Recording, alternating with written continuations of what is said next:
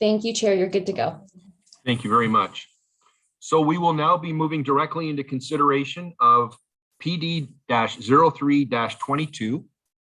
The CAO and the Director of Planning and Development will provide some introductory comments prior to consideration of the report. Mr. CAO and Director of Planning and Development, please.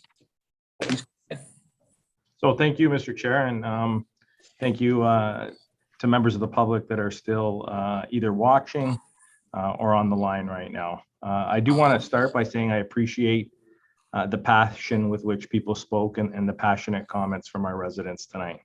I also want to make a couple comments about staff and a little bit of what I've heard this evening, and I think just provide council a little bit of an overview. I want to assure you, members of council and the public, that planning staff look at all aspects of a development. Everything from community connectedness to traffic concerns to access to community amenities, things like schools and shops, and of course, infrastructure concerns. A lot of the emails we received touched on that. As many people are aware, the Planning Act is provincial legislation. The province sets out rules, and everyone knows our official plan, our secondary plan, and associated bylaws are all guidelines. I don't say that dismissingly. I don't say that with ease. I just say that because that's the reality in which we work. There's a fine balance that our staff take when we look at development proposals, and we always are assessing what the province wants, adherence to those policies, and adherence to our own policies. I know change isn't something that that people like. It's something that people are concerned about. I understand that. But I also understand that this debate, and I think our residents see it, and if they don't, I think I'm going to highlight it. It's a debate happening all across Ontario. Not only do I meet with local CAOs, I meet with CAOs from across the broader region, the Golden Horseshoe, and this is a debate everybody's having. Affordable housing, mixed-use residential units. These are things that the market needs. Not everyone can afford a detached home. We heard a little bit of that tonight. So having a variety of housing stock is important. One comment that I heard tonight that I think stayed with me, and I'm going to reference it, is that people living in a one-bedroom unit are just transient residents. I'm going to say I kind of reject that comment. And I don't kind of just reject it, I do reject it. I appreciate Joanne's comment, but people living in this type of proposed unit or any development unit are still residents of Lincoln, full stop. I said the same thing when I started 6 years ago. We were talking about and dealing with housing and accommodations for our on-farm foreign trained workers. And I said the exact same thing, and I'm going to say it again to members of council. These individuals spend money in our community and they become residents that love our community. In the past few years, and I think if we look at the past few years, we look at the pandemic, I think what it's shown us, if anything, is that things are changing. Families are changing. The way we live is changing. And I would say changing dramatically, from the way we shop to the way we travel, what people look for in a community, what people look for in a home. It's all changing. I don't say it dismissingly. I don't say it to justify a certain perspective. I just say it in terms of what we're seeing. More units allow more people to live in Lincoln and allow elders to downsize, or current residents to start a life with their spouse. Whether it's renters or owners, these are all things we've heard time and time again we need. They bring more opportunities for us to create a welcoming community. I've heard the welcoming community being bantered around a lot. This type of development, I admit, doesn't appeal to many of our current residents, but it will position Lincoln to attract a younger and more diverse population. Things we continue to say about our youth. Where are they going to live? Where are my daughters going to live? Where is other children going to live?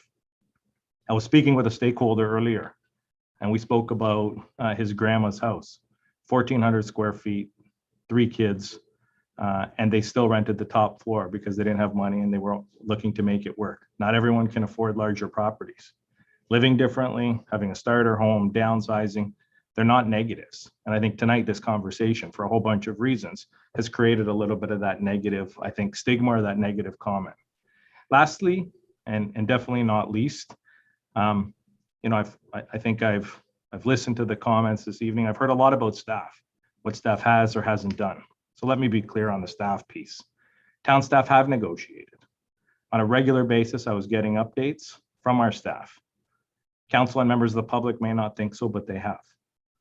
Staff put a lot of thought into every recommendation report. We look at everything that was commented on this evening. We deliberate. We spend time going back and forth. This application, other applications have sat on our desks for months, if sometimes years, depending on the application where we're going back and forth. And it's not just planning staff. It's every one of your senior leadership team here tonight. Ms. McKay is involved in those conversations around parks. Director Graham around our infrastructure. Mr. Bruder, others that are on the call. Mr. Deanne in terms of economic development and ground floor space. We share concerns, we push, pull, we consult legal. Mr. Helensky is on speed dial when we're looking at any one of these. I'll say we fight for the best development possible. I wish I could wave a magic wand. I mean, there's times I can in this job and there's other times I can't. I've heard that this development and the decision today, or that staff don't stand for the community. I'm going to say that's unequivocally wrong. Lots of work by staff. We've taken months to get here. We have a finite amount of land. We assess the risk. Can we lose? Can we win? What does LPAT look like? What does OLT look like? I know it's easy to say, just say no and let another body approve it, but that's not what's best for the community. It's not what we get in terms of the end result. The project will be worse if an office in Toronto makes this decision for us. I can say that and I will stand behind it. So I do empathize with residents who don't like change. I don't either. Trust me, I don't. We all want to make Lincoln a welcoming community. More opportunities here, affordable housing, all the things we've heard tonight. We all want a vibrant community. And I think everyone's right. I appreciated Susan's comments and Eric and Ross and Andrew. A number of these people I've gone back and forth with on numerous occasions on a whole bunch of issues. I have an immense amount of respect for them, as I do for staff and staff's analysis. So open answering any questions may have. I'll turn it over to Mr. Bruder, I think, to speak to the more technical elements. So thank you, Mr. Chair.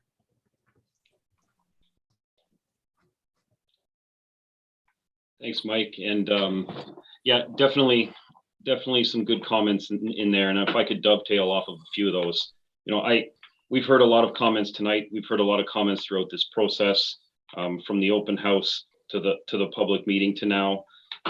We've looked at iterations of this plan on multiple occasions. I would never, we've come up with this recommendation, but, I would never discredit any of the concerns that some of the residents are exhibiting. As a matter of fact, we've taken quite a few of them to heart. And some of the time that's elapsed that Mike was alluding to was really time spent on us, undertaking some diligence in terms of what does this look like? What is the impact? Not just specific looking at this one development, but as a whole. I can tell you, we've undertaken a few exercises now on a grander scale, just recognizing, yeah, this development, is coming in above the density that was envisioned in the secondary plan 4 years ago. I can tell you a lot's changed in the planning climate in 4 years, but we know also of other, potential concepts that could come through the same. We've seen them already in other areas.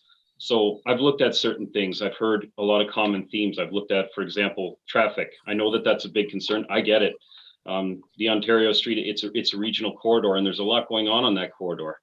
So, we talk about the traffic impact study that was submitted by the applicant. But in addition to that, we went one step further. We wanted to get a sense of, again, the impacts of additional density over and above what we envisioned for the overall area. So we retained Dillon Consulting. They're the ones that actually helped us with the Go Transit secondary plan. They're the ones that are also working with us on the Ontario Visioning Master Planning exercise for the corridor.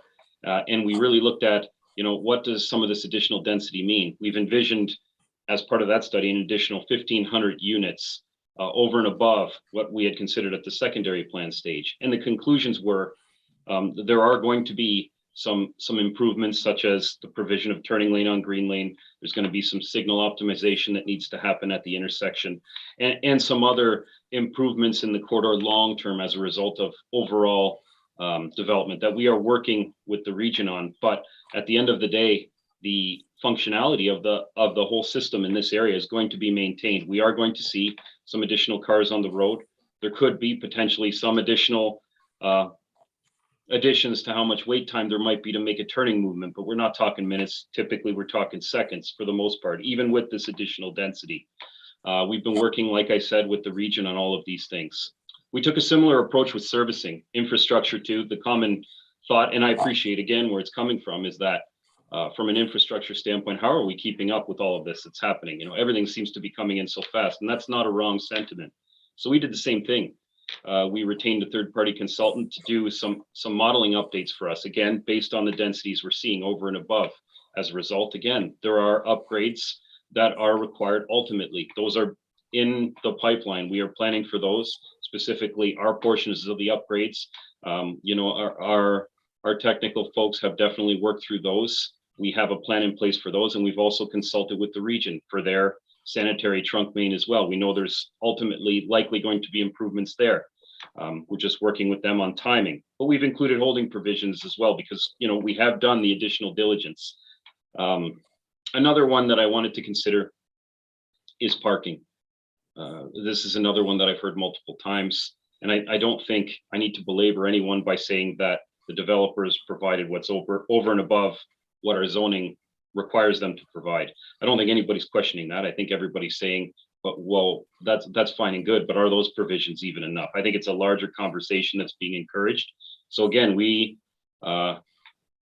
commissioned WSP, who's our planning consultant, working on our overall zoning update, to crack down a little bit more in advance of this particular application coming forward. On parking rates, we had them look at vehicle ownership per unit, utilizing some data that's used among many municipalities in the Golden Horseshoe and beyond, to identify what the numbers are and are we you know, moving in the right direction generally with parking as a whole. You know, those numbers show that from an apartment standpoint in Lincoln and Grimsby, the actual overall, this is average for ownership, is less than one car per unit for apartments. Now, that doesn't capture every situation, but what it shows you is this parking ratio that's being proposed by the applicant does seem to be appropriate in this circumstance, and we'll utilize that information going forward with zoning, which obviously still has to go through a public process, which all of you will be participating in for sure. I guess one of the last things before we go ahead with questions is just generally, I know that there's been a lot of conversation about fit. We talk about height, we talk about, well, the secondary plan says 6 stories and 200 units per hectare. It does. But we did build in the approved policies some, you know, flexibility to consider different scenarios. Mr. Johnson did allude to, you know, what boxes are being checked off. We have those tools that we actually included in these policies, in these secondary plan policies and official plan policies that allow us to look at, you know, what does it look like if they go beyond? Because we know these are higher level documents. We've talked about it before.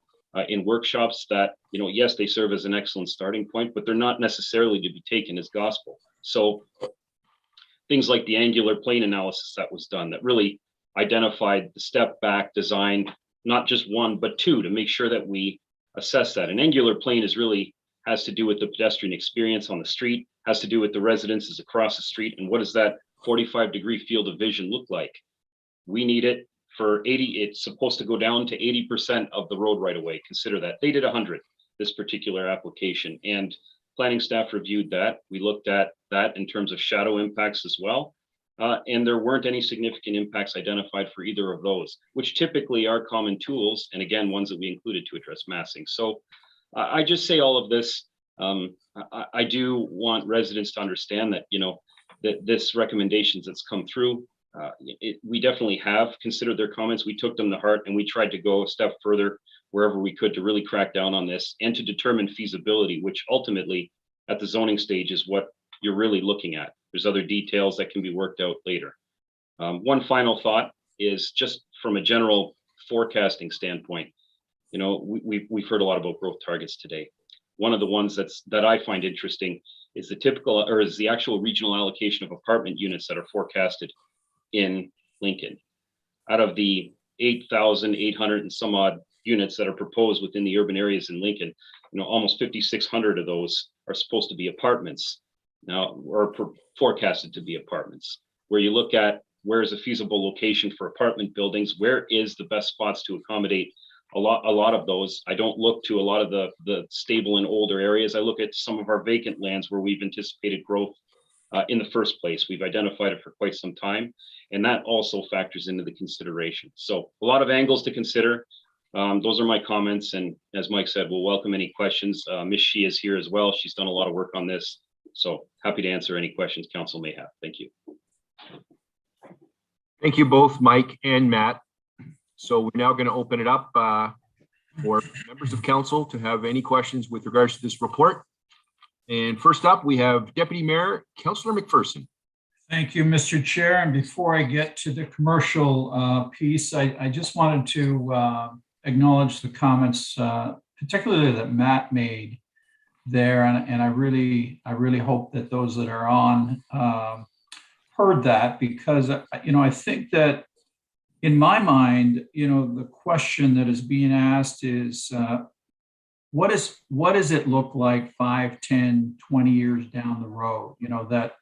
Now, we can look at a particular building and and the impact that that particular building has on things like traffic and pedestrian flow and things like that. But what modeling are we doing to look at, when things are fully built out, and there will be a time when they are fully built out, so, I think that Matt, I'm not going to ask you to repeat it. I think that you did talk about various reports that I would think would be coming to council on that type of modeling, and look forward to that. So my other piece here, Mr. Chair, is just to put the amendment on the table for consideration. And if you would allow me, I would read it, and then we can go from there. Go ahead. So, thank you. So that the amendment is that council directs staff to revise the zoning bylaw amendment to include an additional 82 square meters of dedicated commercial space along the Green Lane Road frontage, amounting to 650 square meters or 7,000 square feet total, with the remainder of the Green Lane Road ground floor frontage being zoned as flex space where both residential and commercial land uses are permitted.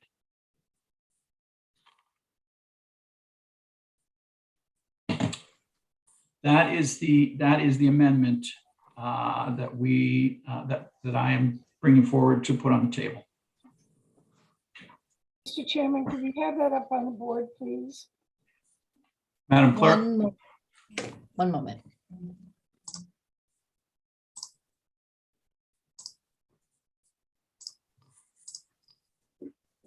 Can you see the Yes. wording? Yes, we can.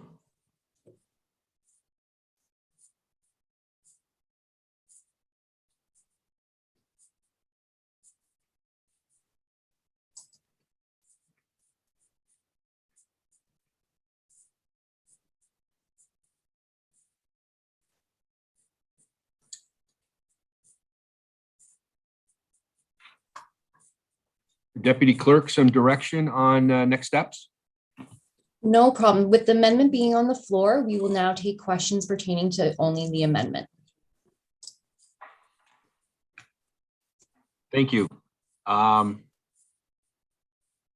Council, do you have any questions regarding the amendment? No. Councillor Rinjama? Mr. Chairman, it's gone off the board. We can't read it. Deputy, could you please bring her back? No problem.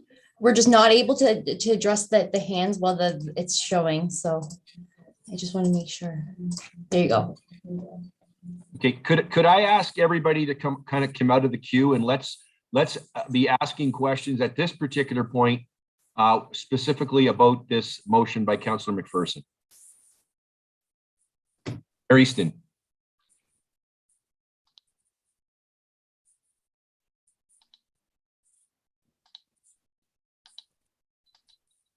Mr. Chairman, I had my hand up for other comments. Thank you very much for your consideration. Okay, okay. So is there any comments or any deliberation, any discussion with regards to Councillor McPherson's motion? Councillor Timmers, please go ahead. Thank you, Chair Brunei. I'm trying to do the math here. So if I could just have clarification on where it was at, and we're going to 7,000 square feet total. What was the number before? I'm trying to figure it out here. I believe we were By we were around 6,200 square foot, were we not, Mr. Bruder? If I can, Mr. Chair, I think it's a additional 1,300 square feet, Councillor. Yeah, Okay. that's correct. Yep. Okay, that's what I'm looking for. I just didn't know what the increased amount entailed. Okay, thank you. I would be supportive of this amendment. Thank you, Councillor Timmers. Councillor Reimer. Chair Brunei, through you to Matt or to Mike Kirkopoulos, I guess. Just I'm not opposed to this in the way it's written here. I'm just wondering what's the reception by the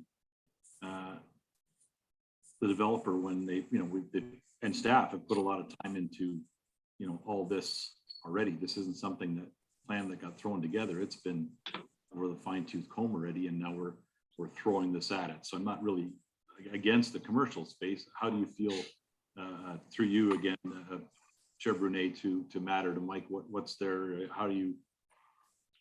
what are your thoughts of their reception of this motion? Through you, Mr. Chair, I think it is something they were prepared to do. We did have some kind of earlier conversations with them about, would there be potential for Latitude to consider something like this, which they were in favor of looking at. So now that, should this go through and be supported here tonight, I think it's something they could definitely stand behind, and also something that we could relatively easily accommodate through a revised zoning bylaw when it comes forward for approval. Through you, Mr. Chair. I mean, maybe to Councillor Reimer's question, and I don't know because I can't see it on my screen right now, but I'll look. Probably a question for Mr. Johnston to answer. Do I think something like this, makes a lot of sense in terms of the flex space? Yeah, absolutely. But again, not being a representative of the DeSantis Homes team, maybe Matt Johnston, if you're still on. Trying to see if I can see you there. Okay, there we go. Matt, if you can maybe make comments. Okay, thank you. Excuse me. So certainly we're happy to accommodate this type of a change. Without a doubt, we'd be happy to work with staff to incorporate that change into the bylaw between now and a subsequent council meeting.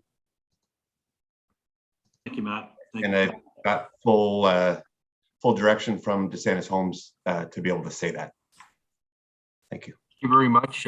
Thank you very much, Matt, and thank you to your proponent. Councillor Reimer, are you okay with that? Okay, Councillor Michalak, did you have a question with regards to the motion from Councillor McPherson? Yes, through you to our planner or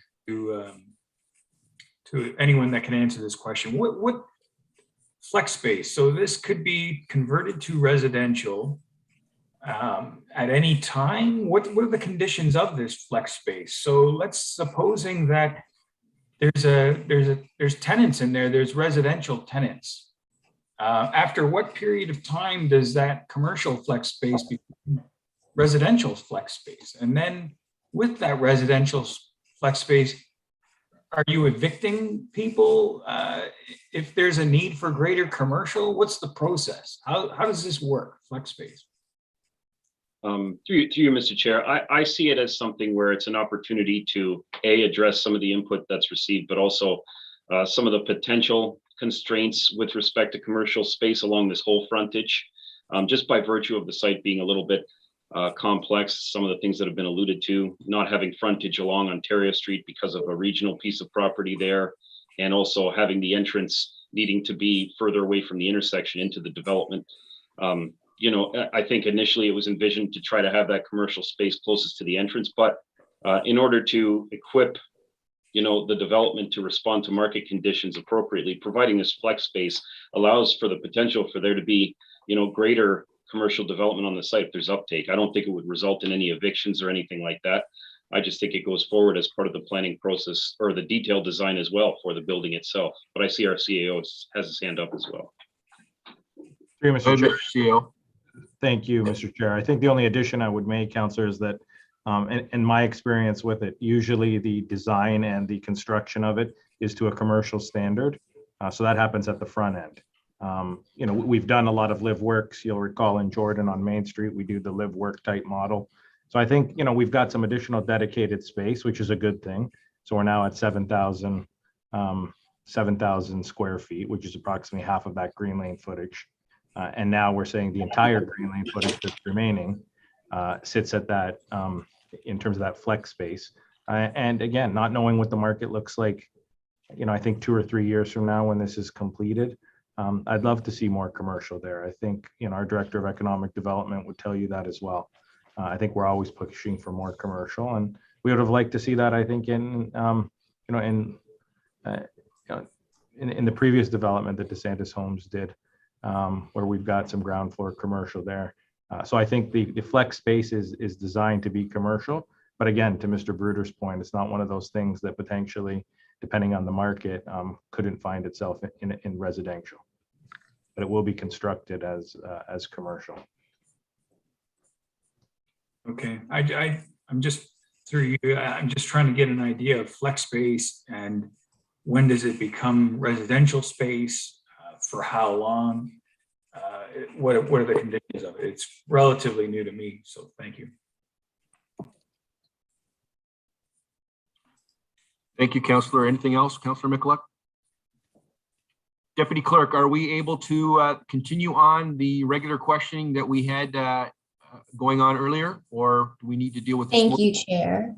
We do have a amendment on the floor, so we will have to call the vote on that. Okay, perfect. And if you are okay with it, I will proceed in doing that. Please do. Thank you. So it's moved by Councillor McPherson that council directs staff to revise the zoning bylaw amendment to include an additional 82 square meters of dedicated commercial space along the Green Lane Road frontage, amounting to 650 square meters or 7,000 square feet total, with the remainder of the Green Lane Road ground floor frontage being zoned as flex space with both residential, commercial land uses are permitted. And with that, Councillor Regima? Yes. Councillor Russell? No. Councillor Bernay? Yes. Councillor Pachariba? Yes. Councillor and Deputy Mayor McPherson? Yes. Councillor Mikulik? Yes. Councillor Reimer? Yes. Councillor Timmers? Yes. Mayor Easton? Support. Thank you. That carries, Chair.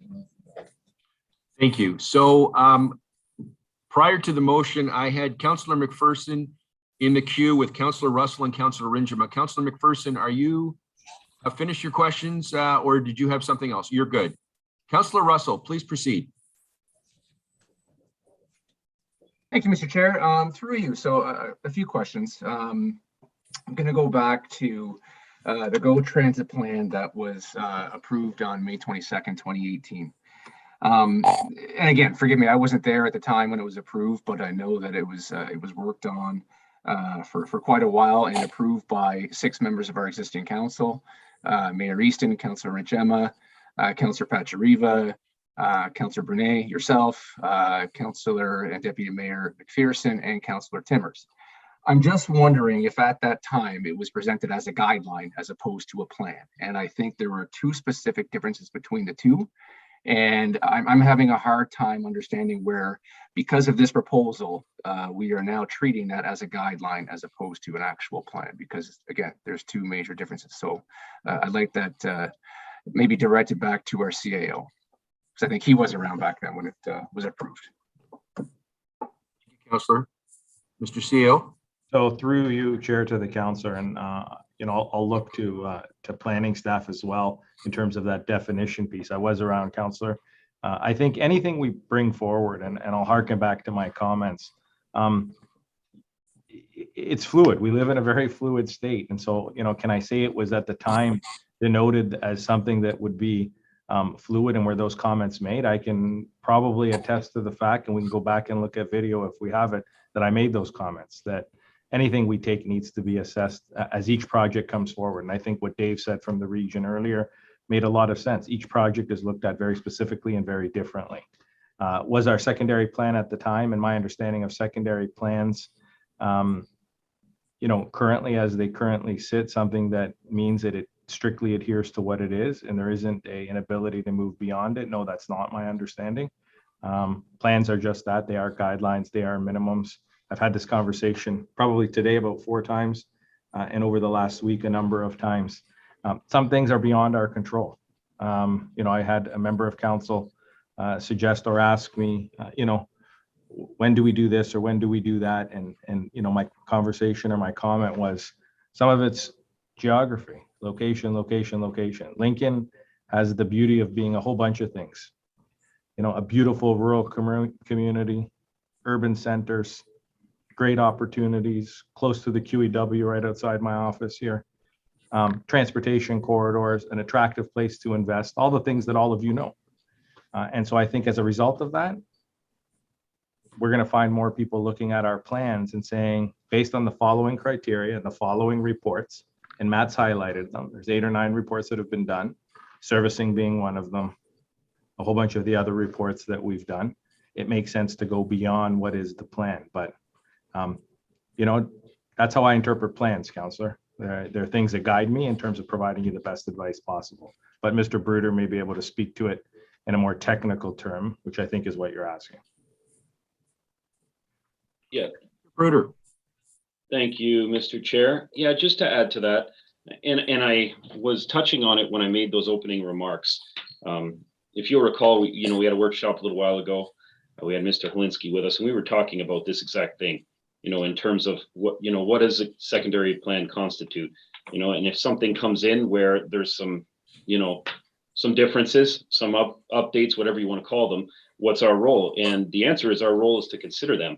That was the answer given. And that's what's been, the answer that's been arrived at with various municipalities all over the place. My colleagues, you heard from the region, secondary plan densities are being looked at and are being exceeded in some cases all over. But I think what we've also included in that same Go Secondary plan is some opportunity or a little bit of a framework, at least some of the considerations that should be undertaken by staff to look at those situations and then evaluate them accordingly from a feasibility perspective. Again, what we're doing here, and that's, as I was trying to summarize, that we did draw upon those and we did look at those, especially in the context of the comments we were receiving. Okay, thank you for that. And through you, Mr. Chair, a follow-up. Go ahead, Councillor. Okay. Again, the reason I asked that, and again, it goes back to again, some of that commentary about, I believe it was the gentleman from the region where he said, I asked specifically who has the authority on their plan and basically the execution of it, and he deferred it back to the local area municipality, which seems to be in some respects different from what the message I just received was, is that there's also, again, other factors that we have to look at outside of what is happening within our municipality that, again, contextually, I understand there's pressure from the province and there are possibilities that if we're to get appealed, we have to go through that entire process. And again, to Mike's point earlier, it may not come out in our favor. But again, to me, that's something that we have to decide whether or not it's worth going down that road or not. And again, that's what part of the debate is today. Further to your comment about some of the feedback that we received, and again, your comments earlier, Mr. Bruder, and also your email earlier today.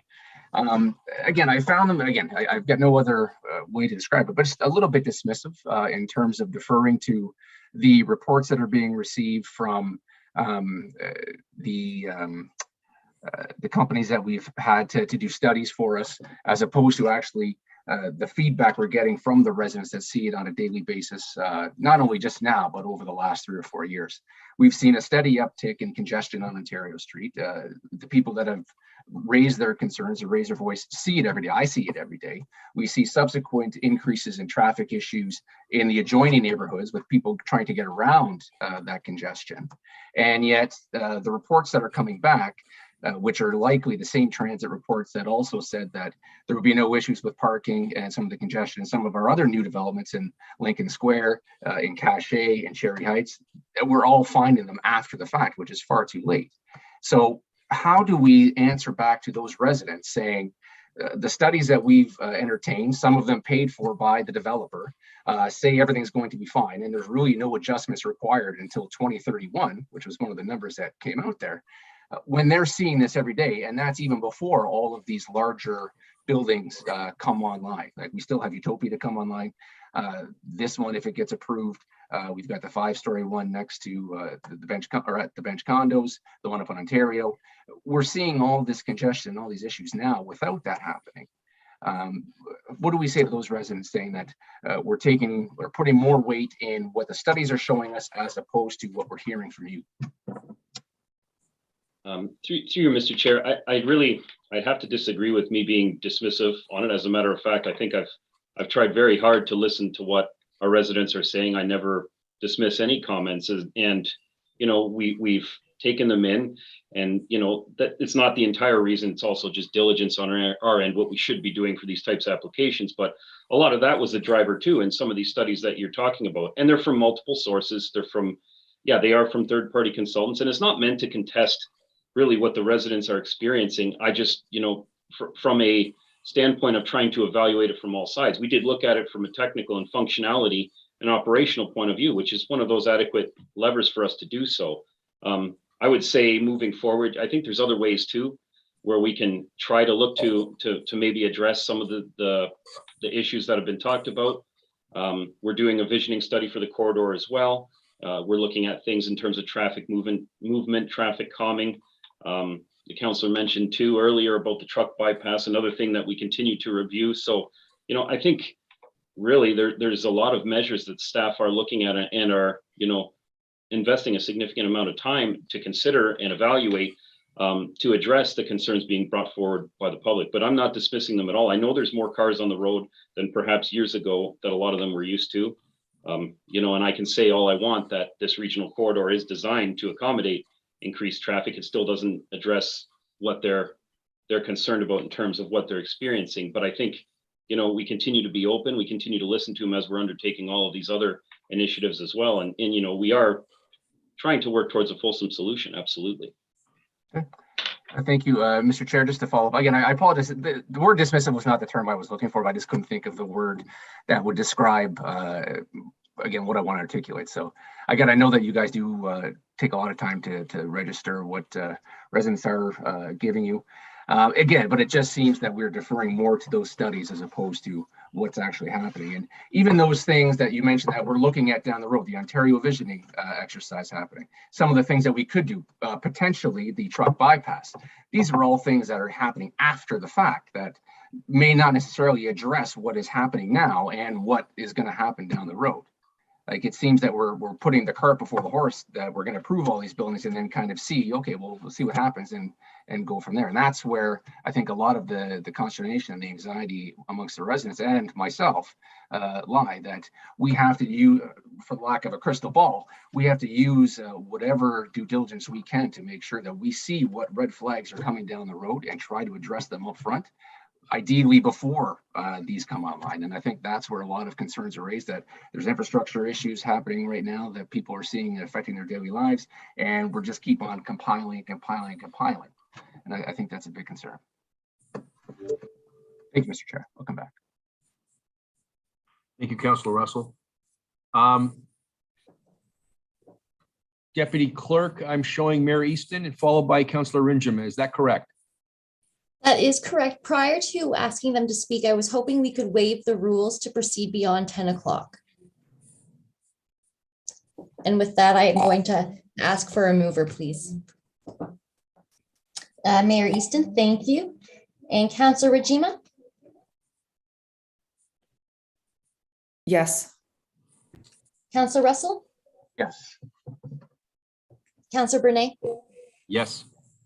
Counselor Pachariva, Yes. Counselor and Deputy Mayor McPherson, Yes. Counselor Micklick, Yes. Counselor Reimer, Yes. Counselor Timmers, Yes. Mayor Easton. Support.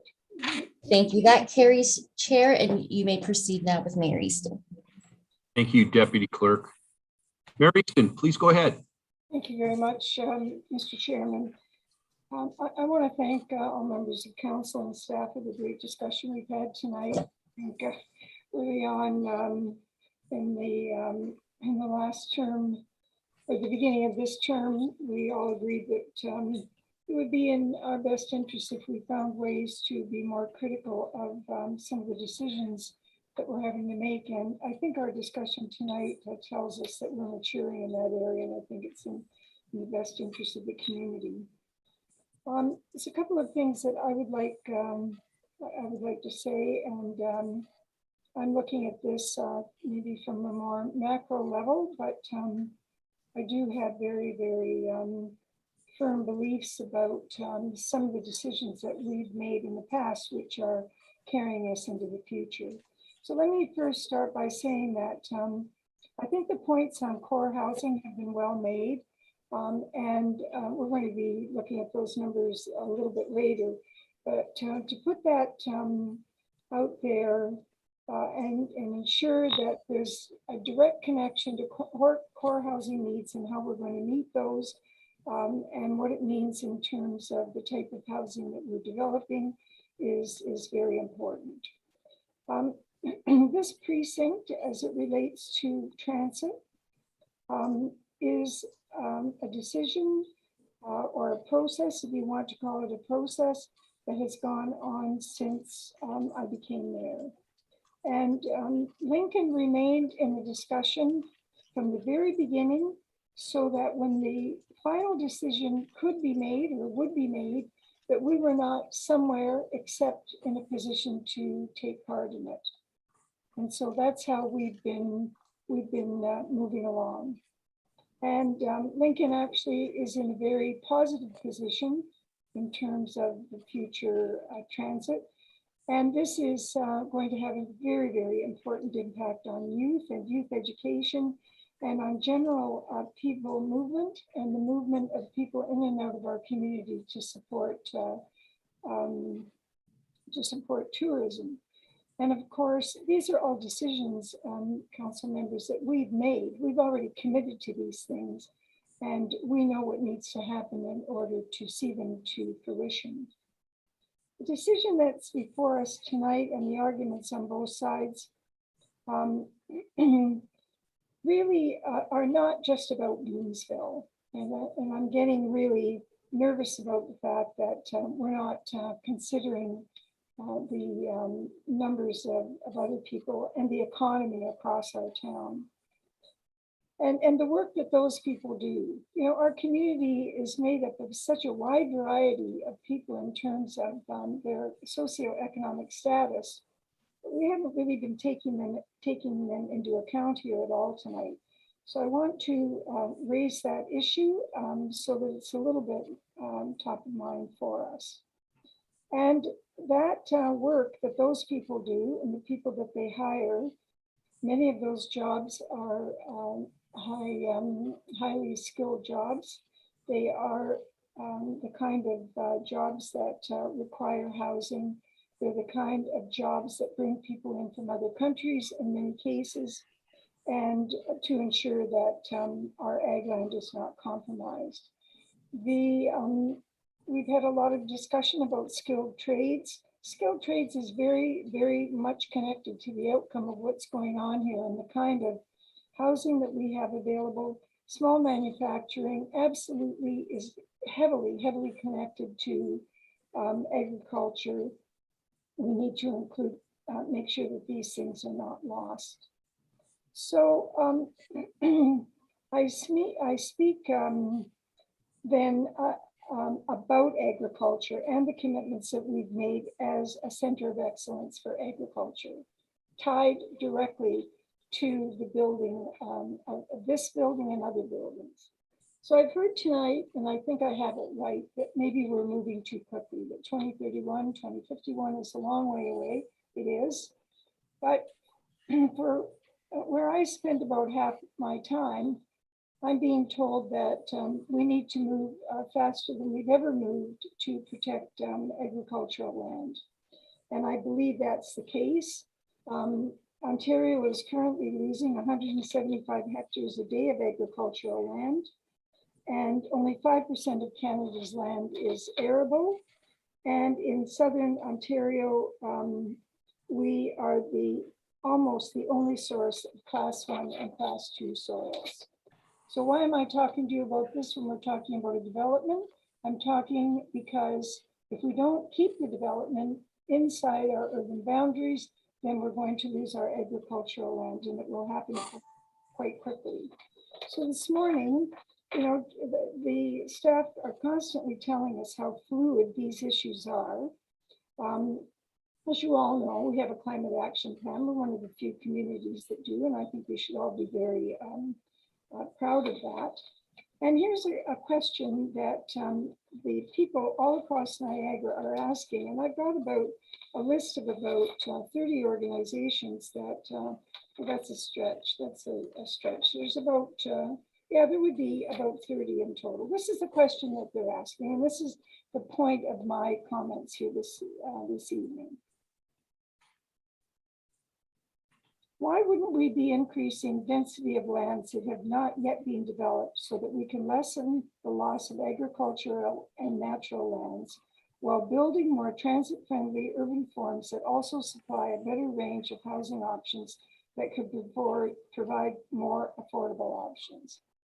If that doesn't sound like what we've been trying to achieve in Lincoln for the last 7 years, even before that, the last 10 years, before the last official plan was submitted to the Ministry of Municipal Affairs and Housing, I don't know what does. It is so absolutely who we are and what we have been trying to accomplish. They speak about market demand, and again, they say that there are 23,800 households in Niagara paying more than 30% of their income for housing.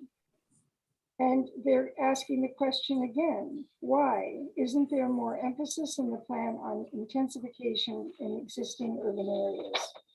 And so we hear it again, we have to make the best use of the urban areas. And I'm not suggesting that we do this in every corner. Absolutely, we should not do that. But we have been selectively choosing where those developments are going to place. And so the conclusion of all of this is that the time has come where we have to stem the losses to agricultural lands and our natural environment. And how are we doing that in Lincoln?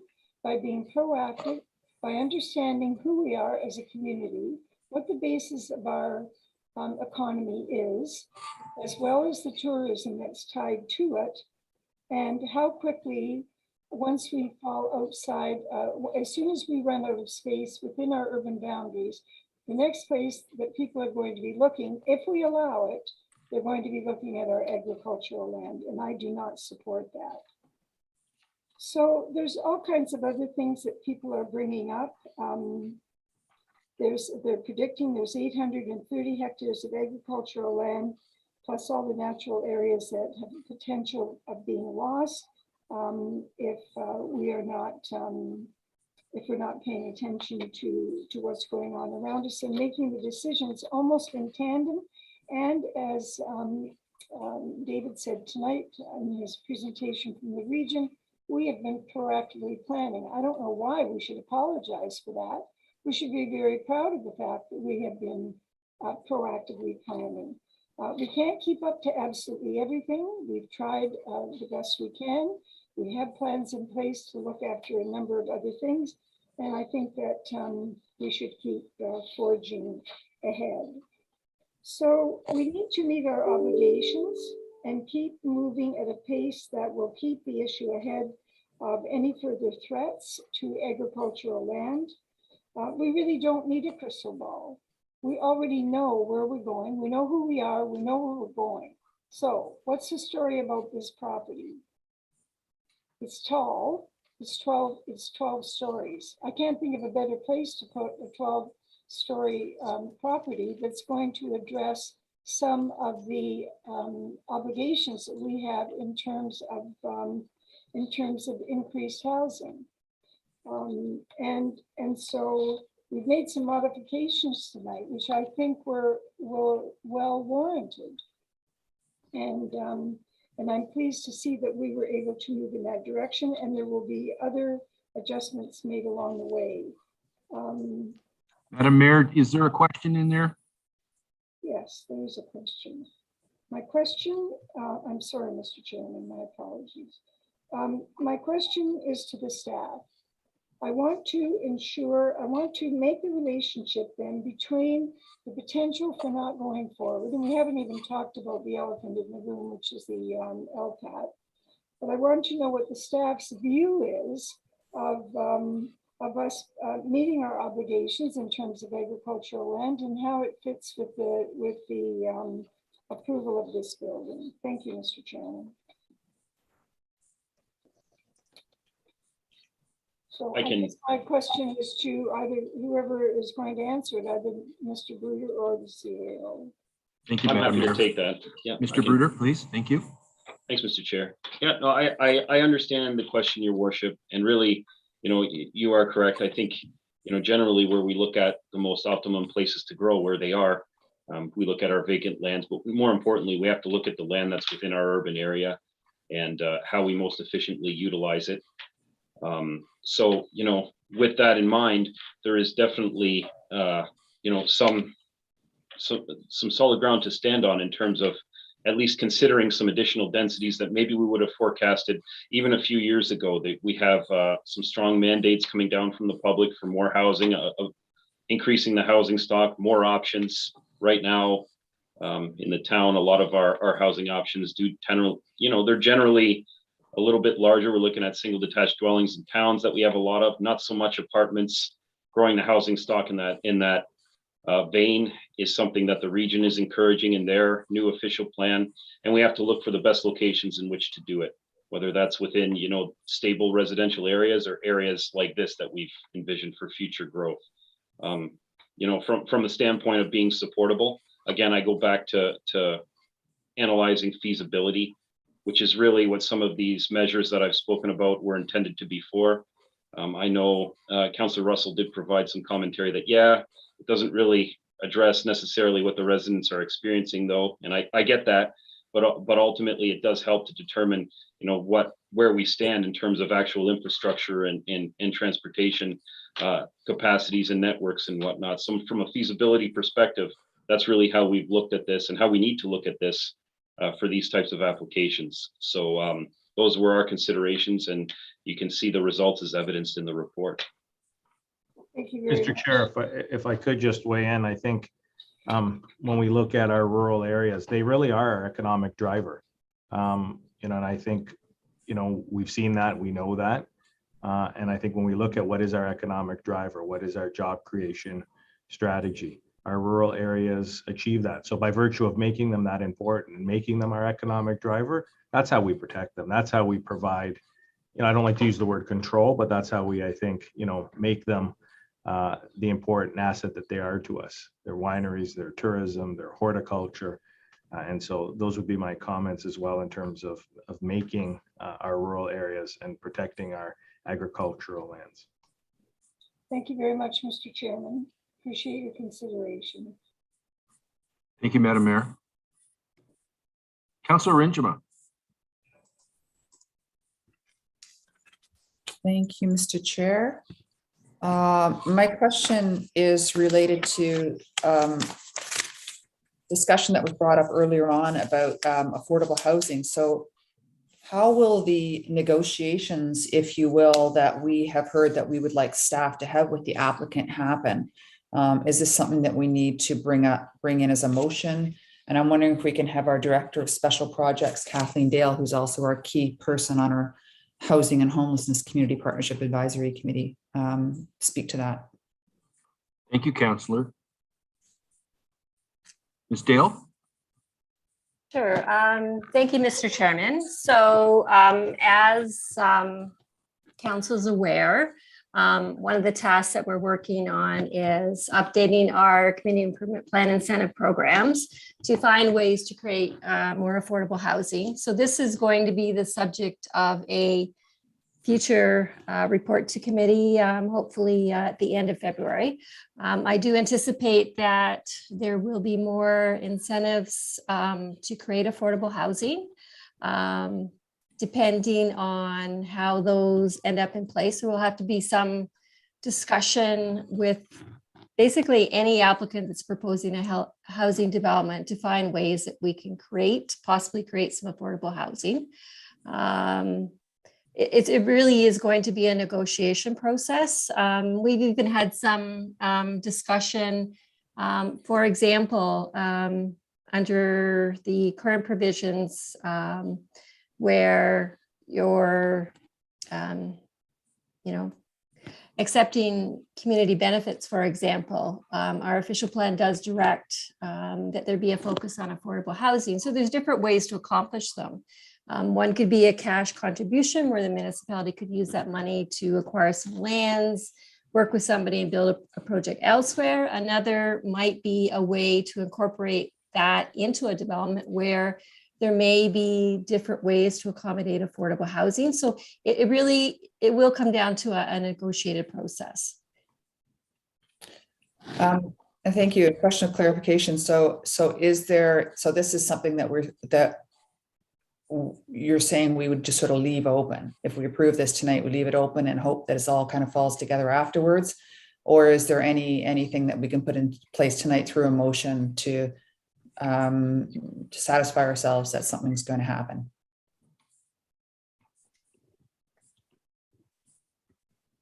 Okay, so at this point, Mr. Chairman, this application is at the zoning process. One of the recommendations in the staff report is a cash contribution for community benefits to go towards affordable housing. So that's one aspect of it. When it comes to affordable housing, unlike the city of Toronto, where they had the option of using, sorry, the name escapes me, inclusionary zoning, we don't have that option in Lincoln where you can actually force the issue. So really all the municipality can do is put some tools in place, whether it's through community improvement plans, community benefits, to try and encourage the creation of affordable housing, but it's very, very difficult to dictate it because we don't have the same tools that, say, for example, the city of Toronto has.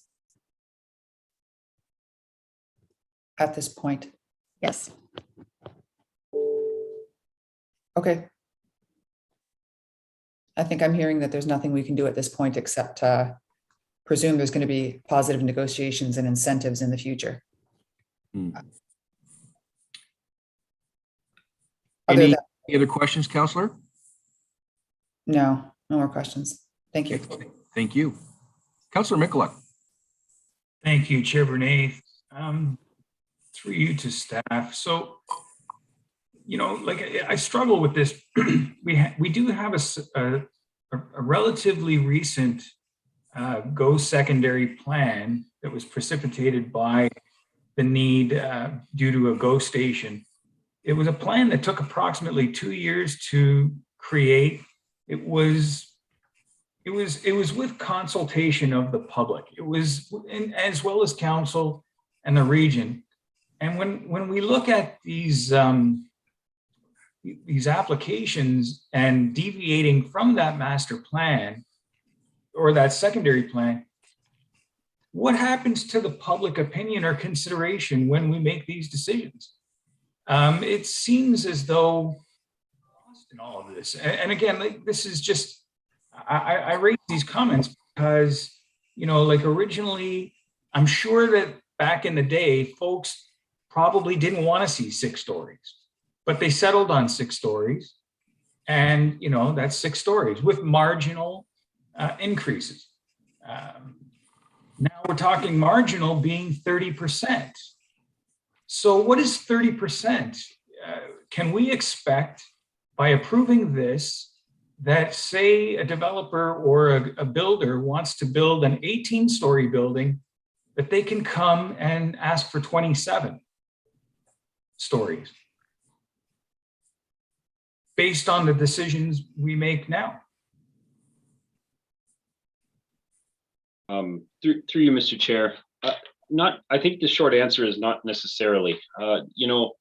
As I've been saying a couple of times now, when we look at these applications that come in, asking for relief or some revision from the secondary plan, which I know you're saying it's recent, but 4 years from a planning perspective can be quite a while. We're required to look at our official plans and determine if they need updating every 5 years, so it isn't all that far off. So I think, from a planning standpoint, a lot can happen in 4 years, but also, this is where that whole consideration that Mr. Haywood from the region and what I've been saying and what our CAO has been saying is that you really have to consider the site-specific nature of what's being asked for.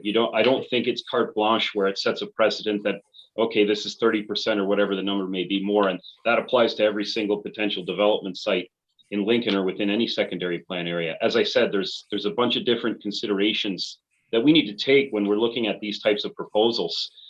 From a massing standpoint, as I mentioned before, some of the tools that we've looked at, some of the studies that have been done, which are identified as needed in the policy to consider these changes, and just looking at the site in general, looking at it in comparison to other spots in the town. Is this a suitable location for that increase in growth? How have we envisioned this site, moving forward, and how are we envisioning the overall area? So I think there's a lot that goes into considering these proposals. So, the answer is no, I don't think this sets a precedent for the future. I think developers are going to come in and they're going to be, seeking whatever they want to seek. Sometimes they will be pushing for additional density. Sometimes they can't make it work from a feasibility perspective, but staff have looked at it. I think you've heard from a variety of vantage points. And, as we've stated in our report, we are satisfied that the feasibility is there from a zoning perspective. If I could, Mr. Chair, maybe just a follow-up or in addition to Mr. Bruder's comments, and that is, I had a developer, a business interest, do the very same thing, do a very crude calculation and say, well, my development, should also be allowed to go further if X, Y, or Z gets approved. And I unequivocally said, absolutely not. Site, location, height, and all the other servicing conversations that go to it, go into that conversation. Precedent is a word I think we, who are not legal, me included, throw out. I've shared this and I've asked the question as recently as today with Mr. Helinski. Precedent in a court of law is very different than what we say about precedent. So I agree, Councillor Mikulik. There are people that'll come in and say, well, look what you did over there. That means I'm allowed to do X over here. And I've had it recently. And I said to that individual, absolutely not. That is not how we as staff make decisions. I could care less about precedent because legally, the definition and the criteria for precedent is very different than what we're talking about now when someone's coming in to negotiate with staff. So I just wanted to add that piece. Appreciate that. Just a follow-up through you, Chair, to that response. So it was referenced earlier that LPAT, that we've been talking about LPAT a bit. They're folks from Toronto. They may not know our community. They just take a look at an application and say, well, this works, right? Like it. How can we maybe not use the term precedence, but acceptance or willingness? Maybe perhaps that might be a word that we fall into a category of falling into with saying yes to this sort of a development.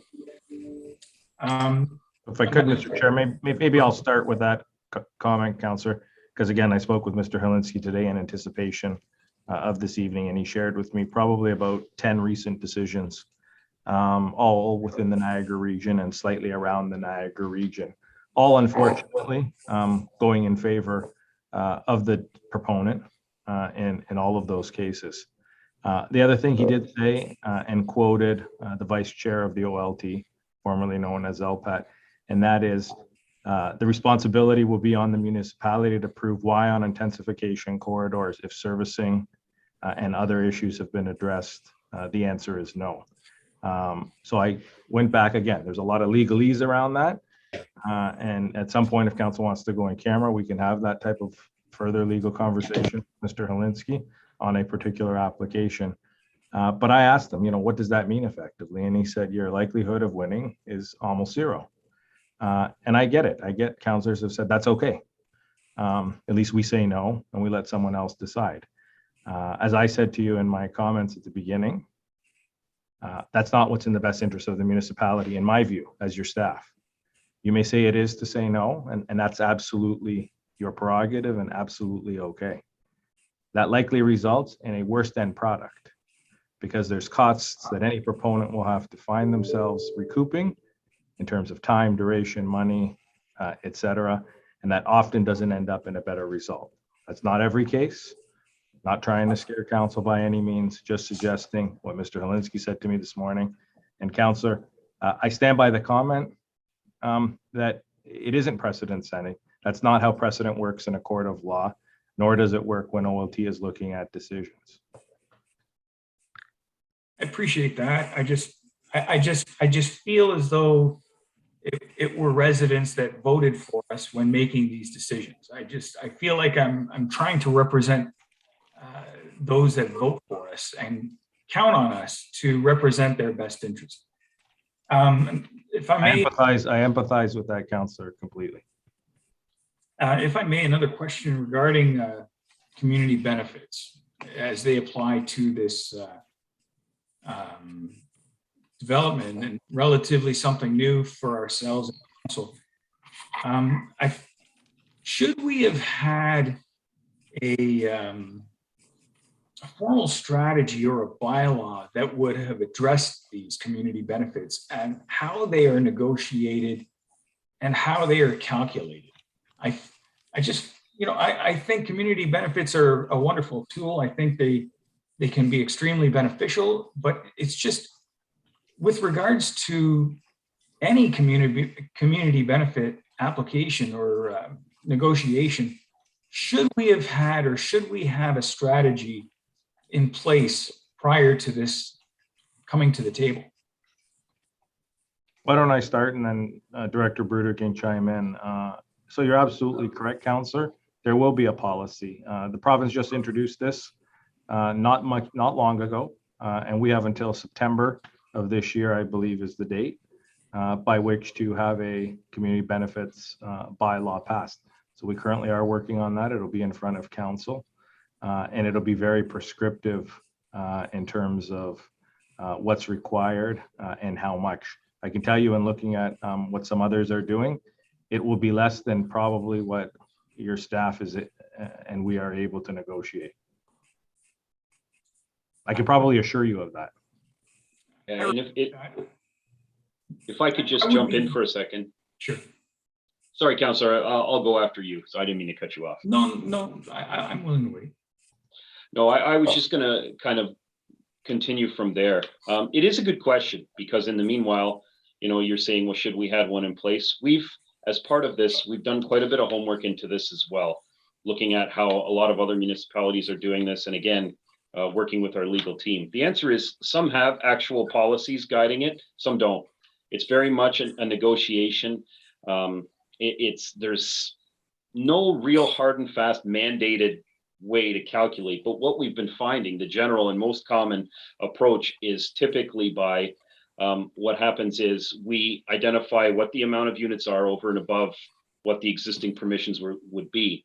Then we calculate the uplift value based on, what does that add to the overall post-development appraisal of the lands? And then there's a percentage of that typically municipalities take.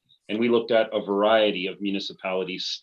We looked at our neighbors. We looked at some similar sized municipalities, some larger. It ranged anywhere from about 20% to 40% of that uplift value. And right now where we're at is about 32.5. So that, it wasn't just a simple pick a number out of a hat. We did definitely do a lot of research and again, consulting with our legal team as well. But I can tell you that, yeah, it really varies across municipalities in terms of who actually has an actual policy and who just deals with it based on their overarching official plan policy, like what we have, and negotiate it case by case. I appreciate that answer. And I bring that question forward because I think that, you know, as council or as members of the community, having input into these negotiations as to what we want. We're not there. We're not there yet. We have a rough idea, and basically, you know, we've landed on a number that I don't feel the public is really sure how we ended up there or what the process was, what we were hoping for in terms of these community benefits that we've negotiated. That at this point, I don't even know myself who spends that money in terms of community benefits. Is it the developer picking the artwork? Is it the developer purchasing the benches? At this point, I don't know. And I think it's something that should have been discussed prior to negotiating. That's just my comment to that. Thank you. Councillor Pachariba.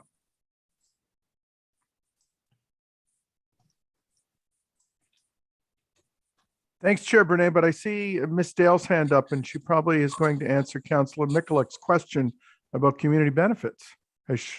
That's her realm of expertise.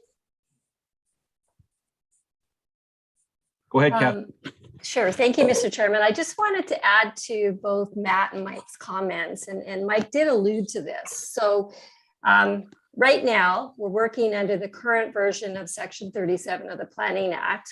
And that can only be used until September. So any application that's approved now is under the current provisions of Section 37 of the Planning Act. Our official plan clearly states the types of things that you can ask the developer to provide for community benefits. Affordable housing is one of them. You know, parkland, community facilities, et cetera. There's a big long list.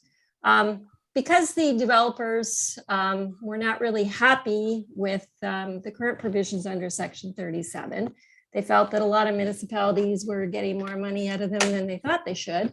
The province has changed the rules. So what we have to do is come up with a new community benefit strategy. We will definitely be getting less money than we may be able to get now, because we're only going to be able to take, I believe the figure is 4% of the value of the land.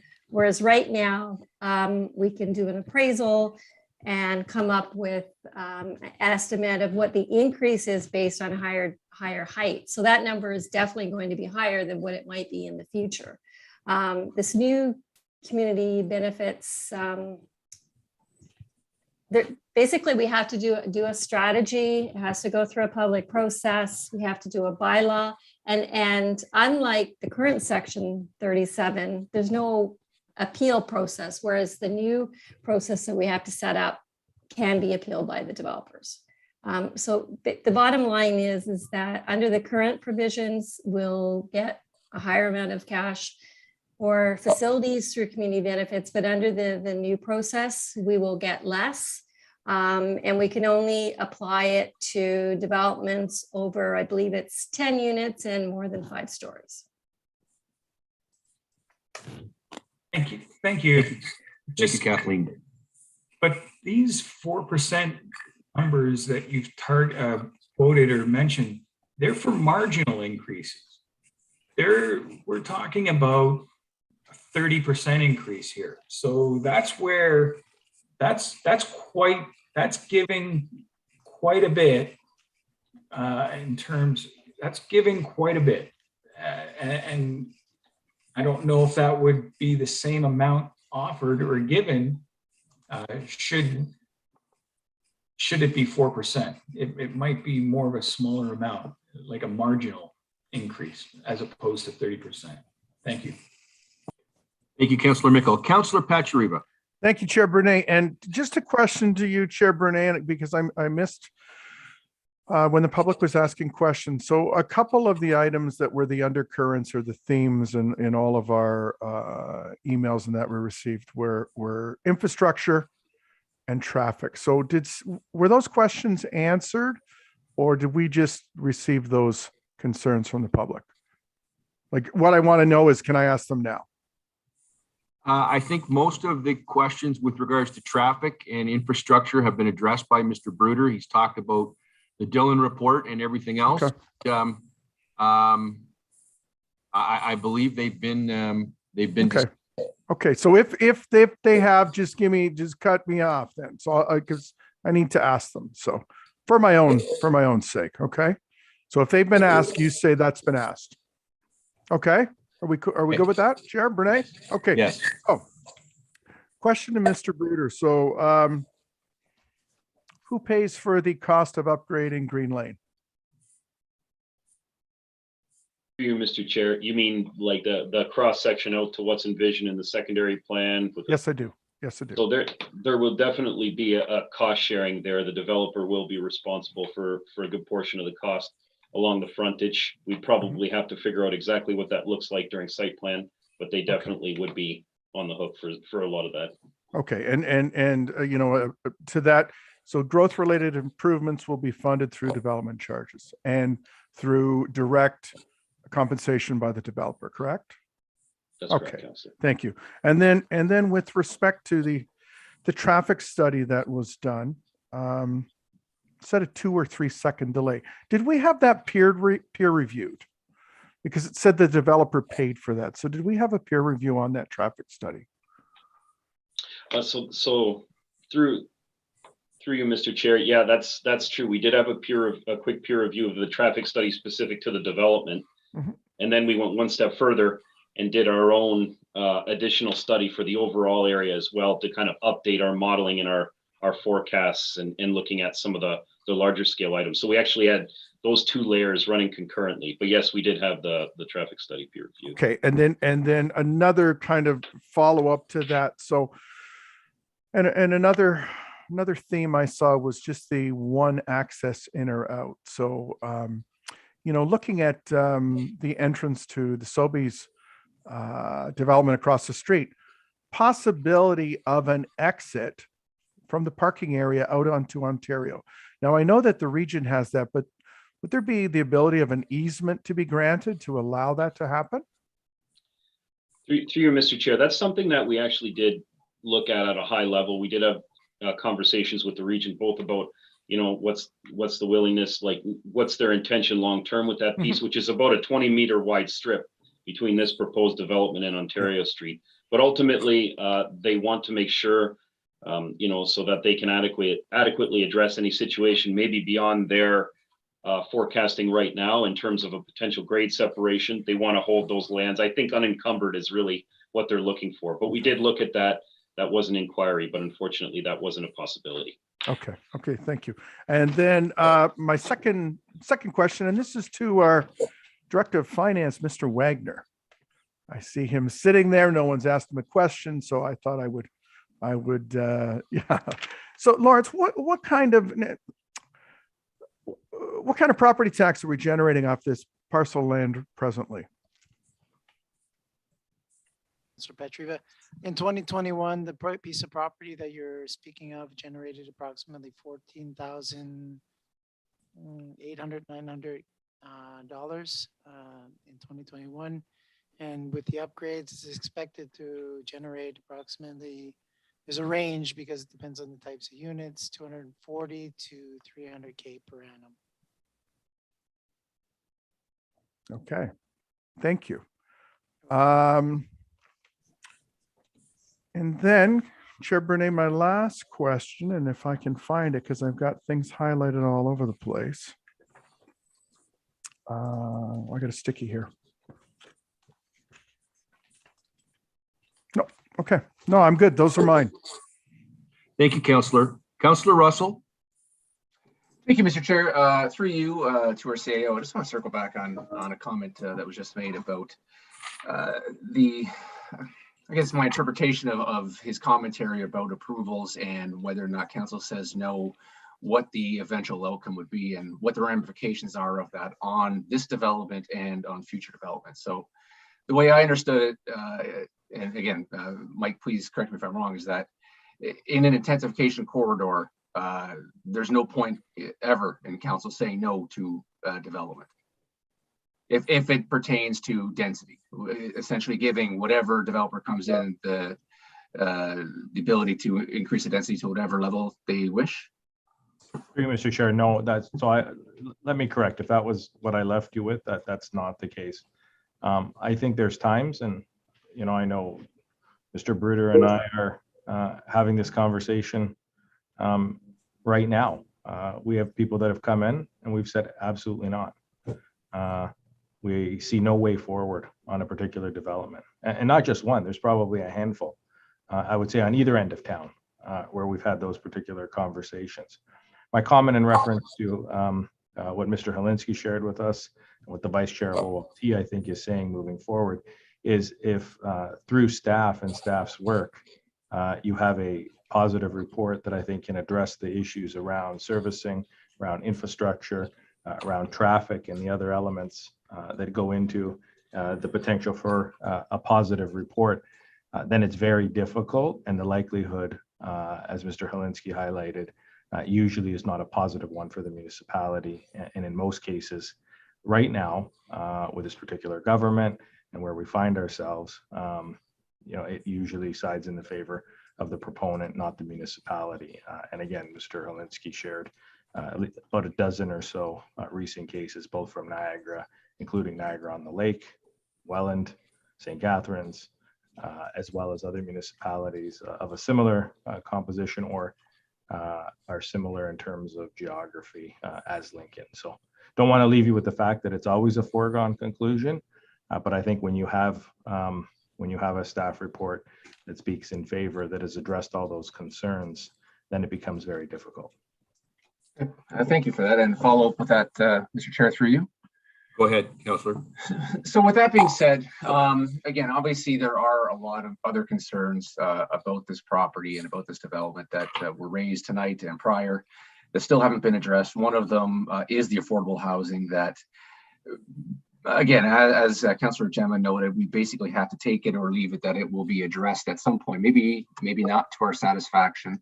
I know the mayor did mention that is one of the pillars that we're trying to make sure is part of Lincoln in the future. But with this one, again, it was basically an afterthought and really only a consideration if we pay for it. And based on what you said, given this space, given the positive report that's come back from staff, we have no ability to influence that other than hopeful, fingers crossed, that it gets negotiated to what we determine is hopefully going to meet the needs of those people that are going to be buying somewhere down the road. But that's really out of our hands at this point. So I just find it very frustrating that there are elements that ideally we'd like to influence as a council to make sure that we are serving our residents as best possible. But the nature of the proposal and the nature of the report coming back from staff, our hands are basically tied based on what you said. So through you, Mr. Chair, to the councillor. So I think there's two things. I think we need to go back and continue to define what is it? So there's housing affordability, and it's being interchanged. I didn't chime in when Councillor Rajima was raising it. And the Housing Committee, knows this very well. There's affordable housing, and then there's housing affordability. So having units that are below market so that it becomes more affordable for a young family, a new couple, and a single person to buy a home is what I would call housing affordability. Starting to talk about affordable housing is a very, very different conversation and requires the municipality, the region, a service provider, and sometimes the federal government to be at the table, as well as a particular proponent. We are not considering that in this particular area. So I want to be clear, what we're talking about here is about housing affordability and how do we make certain things affordable. That would be where we were talking about negotiating and looking at particular incentive programs that we may have. Just want to clarify those two things, Councillor, because they're very different and they get thrown around, unfortunately, very interchangeably.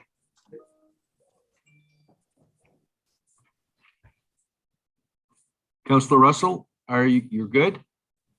Councillor Rincham, I saw you had your hand up and it's now down. Did you have a question? Thank you, Mr. Chair. I was just going to speak a little bit further to the housing thing and just, I know that the Housing Committee has had discussions with our Director of Special Projects, who is our lead person on the Housing Committee. And there are other, arrangements there are other agreements that can be put in place related to homeownership, quote unquote, affordable units, making sure that they're held in place for an extended period of time, that they're not bought and flipped. But those are kinds of things that, again, we would probably have to be considering ahead of time. And we haven't put those policies or procedures in place, but that's part of what the Housing Committee is talking about. And you'll hear more about that in the future, but those things aren't in place right now, unfortunately. So incentives, I guess, are the answer, is what I'm hearing. We kind of have to rely on that, unfortunately. But listen for more conversation on that, because we definitely want to be doing what we can and putting things in place in the near future. Thank you, Councillor Rinjima. Thank you. Councillor Timmers, I saw you had your hand up and now it's down. Are you good? Do you have a question? Thank you, Chair Brunei. I just had a comment. I think we kind of, I think our CAO definitely clarified, the way the conversation was going around affordable housing. I think when I first brought this topic up, I was talking about entry level costs and having units that were at a lower price point so that people can afford them, just as what happened in Centerville. That was where I was going with that. So, and I think our CAO clarified that very well. So thank you. Thank you, Councillor. Councillor Mikulak. Thank you, Chair. Just one quick clarification question to Mr. Wagner. Councillor Pachariva asked a question about the current property taxes and the forecasted. I didn't quite hear that number that you said that the forecasted taxes would be. Okay, so just to, through you, Chair Brunei, to Councillor Mikulak, just to repeat the response, the current property taxes are in the high 14,000s, and the estimated property tax for the new build, depending on obviously the mix of use, you have flexible space in that, can range anywhere from 240K to 300K per annum. Per year, per annum. Okay, I just, there was a number that was thrown around 2.4 million earlier by the proponent. That we would be collecting 30% of that. No, that I don't see where they get the number from that. So that's based on our calculation, based on historical builds and based on the types of builds and what we expect to receive. Okay, I just wanted to clarify that, because the proponent had mentioned a number of 2.293 million. So that's all right. That's different. Thank you. I can say that we discussed that today internally as staff to try to estimate a projection, and that's our best guess at this point in time. Councillor Pachariva. Thanks, Chair Brunei. I just, you know what, this has been bothering me, and I just have to get it off my chest. So, I think if we're going to use social media to inform our residents of what's going on with respect to planning applications and other things in the town, we need to do this in an unbiased fashion. By putting a personal narrative and a bias on it, you risk silencing the voices and not getting a clear understanding of the true feelings from our community as a whole. You know what? I took some planning courses at university, but I'm not a professional planner. We've got an incredible staff of experts, and they guide us through this process. And we need to trust them. The development is designed for commuters, a generation of people who don't want to own a car. Right? We talk about our kids going away to university and not coming back. They want to walk to amenities like the grocery store, hop on a train to work. If our biggest argument is an additional amount of traffic on the road, I don't think that cuts it. We're taking advantage of a site presently that the current resident of Beamsville wouldn't want to live in because it's next to a highway and a train. but it's repurposing it for that future resident. You know, you need to think beyond the parameters, right? This isn't going to get done in 3 or 4 years. So we're going to have these things in place. And I mean, we approved Utopia and it's still not completed. So I don't think we're putting the cart before the horse. I think there's time to get these studies. Change is hard, but I think we have the staff, the professional staff, the staff that goes to school and earns degrees that we don't have to guide us down that path. So thank you. Thank you, Councillor. I'm not seeing any more hands. I'm asking if Councillor Mikulak could just take the chair for just a couple of brief minutes so I can ask a couple of questions to our staff. You have the floor. So we've heard over and over again tonight that we currently don't have the ability to enforce affordable housing. All we can do is provide the tools to encourage it. That's come back loud and clear. So I asked the proponent, I asked Mr. Johnston if he could clarify, because we're going to pass a motion here, we're going to read a motion, and we're going to vote on a motion. So out of transparency for our residents, I want to make sure that there's clarity here. So in the motion, it says council approve allocation 37 cash contributions provided by the owner to a reserve fund that is dedicated towards the provision of affordable housing. Everything in the report speaks to $500,000. I asked Mr. Johnson if he could articulate what the 500,000 minus A minus B minus C would be. He didn't want to give me a number, but he did indicate that they were in negotiations with staff. So through you, Chair Mikulak, I'm wondering if Mr. Bruder could kind of elaborate for transparency here so that our residents know just what the expectation is and what is going to hit a reserve fund once the public open space, the enhancements in the art is done. Is there a caveat in here? Is there a ceiling? I'm just trying to understand for our residents. Thank you. I saw Mr. Kirkopoulos's finger go up, but I see Mr. Bruder's nodding. So I'll let Mr. Bruder go first out of respect for his professional opinion, and then follow up with Mr. Kirkopoulos. I appreciate that, Councillor. Thank you.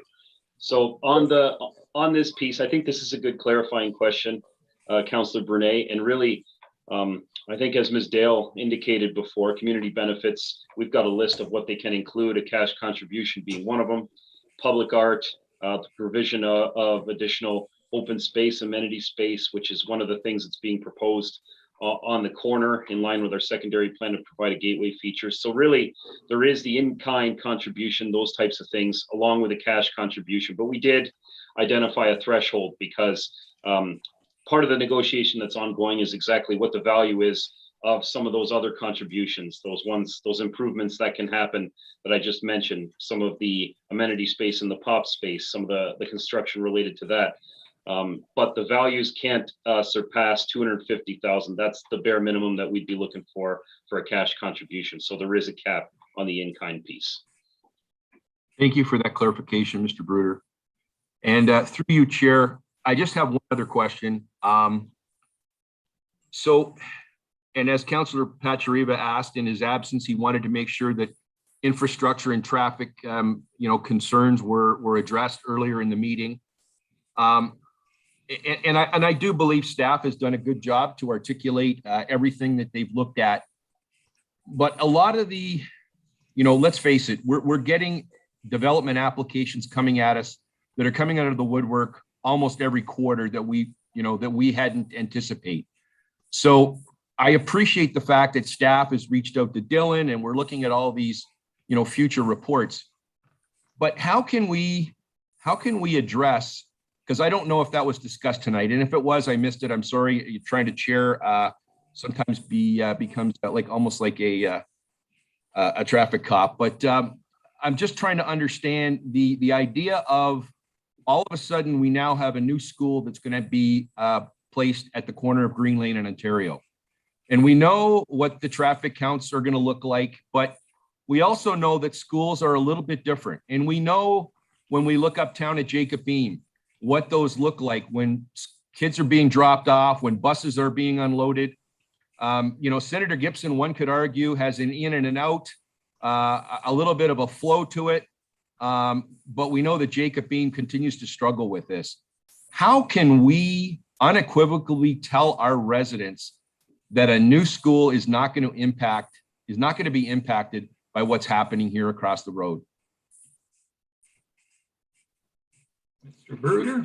Yeah, good question again, Counselor. I think, I don't know if necessarily there's going to be a zero impact, but I think what we can say is that is, this potential for this school or this school property across the street that's going to be coming into effect. I mean, that's something that we have considered both when we looked at the traffic study for the development and the overall. So, while I can't exactly say that there's going to be zero impact at all, I think what I can say is it's something that we are including in our forecasting as well. So we're not, being caught by surprise when the school board does come forward potentially and wants to, initiate their site plan process, and we have to figure out access and egress, because I agree with you, it's an important consideration to be made for these particular facilities. So, I do think that we have laid the groundwork for those considerations. And, that is in the context of this development being proposed where it is at all, should it go through. So those are the comments that I would offer. Thanks. Councillor Brunei? Yes, I'm good, Councillor Michalak. Thank you very much for taking the chair. You're welcome. Councillor Russell, I see a hand. Last one, Mr. Chair. Through Go you, ahead. could we have a recorded vote on this, please? When we do go to the motion. Deputy Clerk is acknowledging that. Hi, through you, Chair. Thank you. Counselor, we will have to waive the rules of the procedural bylaw to permit a recorded vote in committee of the whole. So if you'd like to move that motion, I can call the vote. Clarification, was or not, did we not change our terms of reference? It hasn't gone before council. Councillor Russell, it hasn't passed yet. The procedural bylaw will pass on, well, hopefully on February 14th. So she is correct that we'll have to do that. Okay. Show of hands, Devan, might just be sufficient. Sounds great. Thank you. And a show of hands to waive the rules to permit a recorded vote on the application or the report, sorry. And that looks like it carries. Thank you. Thank you. So, Madam Clerk, before I read the motion, just some clarification on where in my script we are inserting Councillor McPherson's motion about the commercial. Where is that going to be inserted? Or do I not need to worry about it at this point? Thank you, Councillor. That motion has already been voted on. So okay, it's separate. Okay. Done and done. Thank you for that clarification. So there being no further discussion, I have a motion moved by Councillor Rinjema. The council approve report PD-03-22 regarding the zoning bylaw amendment application PLZ BA 202-10059 in the name of Urban Solutions Planning and Land Development, subject to the following conditions. 1, the increase in height and density permitted by subsection 18.4 XX.2 C and D of the amending bylaw shall only be permitted subject to the following conditions. A, the provision of facilities, services, and matters are set out in Appendix 2 of the bylaw by the owner of the lands at the owner's sole expense, and which are secured by one or more agreements pursuant to subsection 37(3) of the Planning Act that are in a form and registered untitled to the lands to the satisfaction of the town solicitor. B, the owner is required to provide certain facilities, services, or matters prior to the issuance of a building permit as set out in Appendix 2 of the bylaw, and to allow the development of a mixed-use building with 346 dwelling units and a maximum height of 31 meters and 9 stories. Council directs staff to execute a Section 37 agreement with the owner pursuant to Section 37 of the Planning Act in order to secure the provision of community benefits. The council approved allocating Section 37 cash contributions provided by the owner to a reserve fund that is dedicated towards the provision of affordable housing in Lincoln. The council enact and pass zoning bylaw number 2022-XX attached as Appendix C of the Planning and Development Report PD-03-22 to amend the zoning regulations for the subject lands. The council deemed that zoning bylaw number 2022-XX conforms to the official plan for the town of Lincoln, and the council declared that we have considered all of the written and oral submissions and agree with the planning report analysis and recommendations, and finds that, subject to the conditions of approval, this application meets the Planning Act criteria, is consistent with the provincial policy statement, and complies with the growth plan, the Niagara Regional Official Plan, and the town official plan. I will now ask our deputy clerk to call out the vote. Thank you, Chair. And as requested by Councillor Russell, this is a recorded vote. And with that, Councillor Rajima. I want to say thank you to staff for all their hard work. My vote is no. Councillor Russell, No. Councillor Bernay, No. Councillor Pachariva, Yes. Councillor and Deputy Mayor McPherson, Yes. Councillor Micklick, No. Councillor Reimer, Yes. Councillor Timmers, Yes. Mayor Easton. Support. Thank you. That motion carries as amended, Chair. Thank you. We are now going to consider 6.3 reports. We'll now consider 6.3.2 report PD-06-22 regarding a zoning bylaw amendment application in the name of Brett Meadows, Beth Carter, and Amarino Meadows for 2869 Prince William Street. Do members have any questions to the report?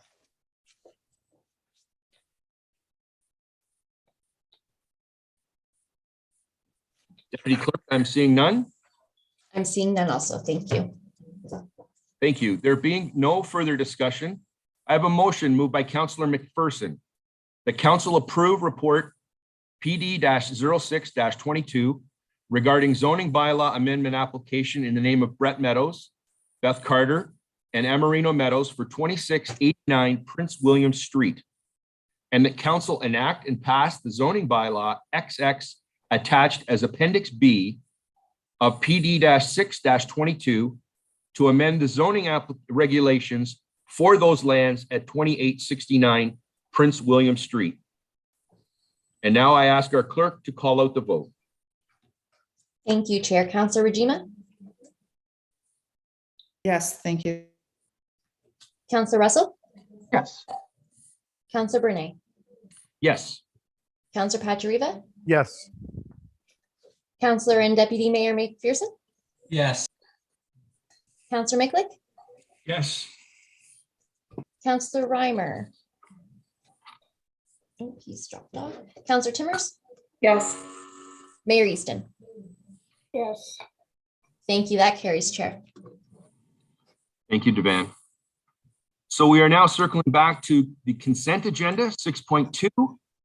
And we are now considering this consent agenda inclusive of item 6.2.1, Housing and Homelessness Community Partnership Advisory Committee minutes of November the 9th. Item 6.2.2, Heritage Advisory Committee minutes of November 11th, 2021. And item 6.2.3, the Building Activity Report for October to December 2021. PD 05-22. Would any member of council like to remove any of these items from the consent agenda to discuss? Councillor Rinjima. Thank you, Mr. Chair. I'd like to lift 6.2.1 of the minutes of the Housing and Homelessness Community Partnership Advisory Committee. Okay, so this item will be considered now. Please proceed. Thank you. I just wanted to speak to these minutes and provide a little bit of an update for council and for those watching tonight. Some of the things that have been happening at the committee. This council is well aware of the history of the Housing Committee, but I'll outline the history for the benefit of those watching tonight.